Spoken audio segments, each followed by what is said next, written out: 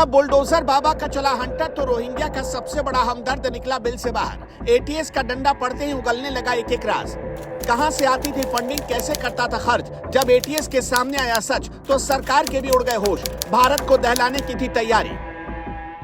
Britain से आती थी फंडिंग और भारत में बैठकर भारत के खिलाफ करता था साजिश। योगी आदित्यनाथ के यूपी में बैठकर चलाता था एनजीओ। सोच रहा था कि योगी बाबा को चकमा दे जाएगा और उन्हें कानों कान खबर नहीं होगी, लेकिन उस मुल्ले को यह पता नहीं था कि उड़ती चिड़िया के भी पंख गिन लेती है यूपी की एटीएस और योगी की पुलिस।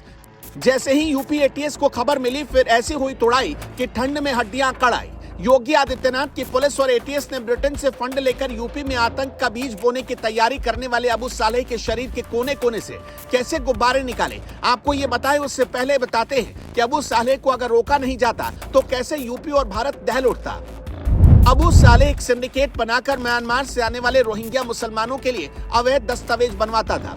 रोहिंग्याओं के लिए Aadhaar card, passport, voter ID card सब कुछ अबू सालेह ही तैयार करवा देता था। फिर म्यांमार से आने वाले ये रोहिंग्या किस शहर में बसेंगे, कहां जाएंगे, कैसे रहेंगे, ये सब भी बताता था।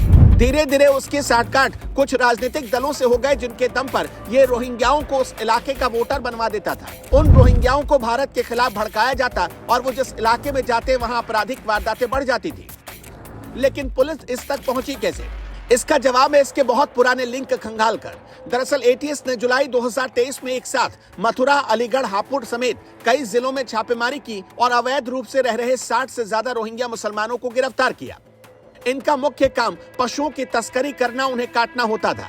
रोहिंग्याओं को बुचड़खाने में नौकरी भी लगवा दी जाती थी।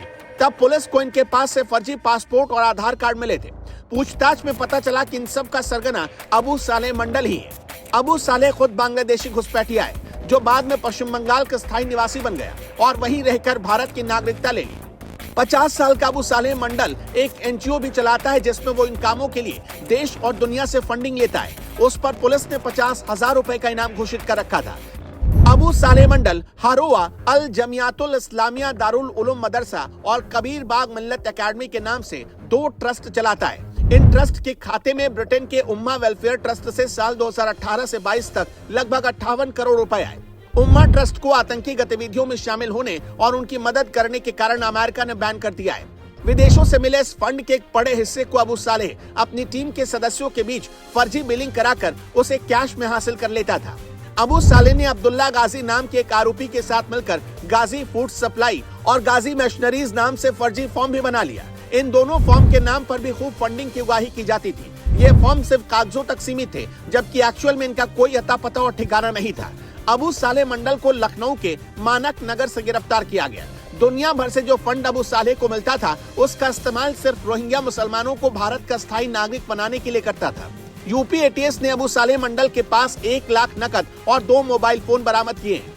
अबू सालेह मंडल ने यूपी के देवबंद स्थित मदरसे से पढ़ाई की। जैसे ही एटीएस का डंडा उस पर चलना शुरू हुआ, उसने सारे राज तोते की तरह उगल दिए और अब एटीएस की कोशिश उसके सिंडिकेट के दूसरे मेंबर्स तक पहुंचने की है। पुलिस और एटीएस इस जांच में भी जुटी हुई है कि इसका सरगना अबू सालेह ही है या उसके ऊपर भी कोई है जो भारत के किसी कोने में छिपा हुआ है। वैसे अब आप ही बताइए, अबू सालेह जैसे लोगों की कैसी खातिरदारी होनी चाहिए, एटीएस को कैसे इलाज करना चाहिए।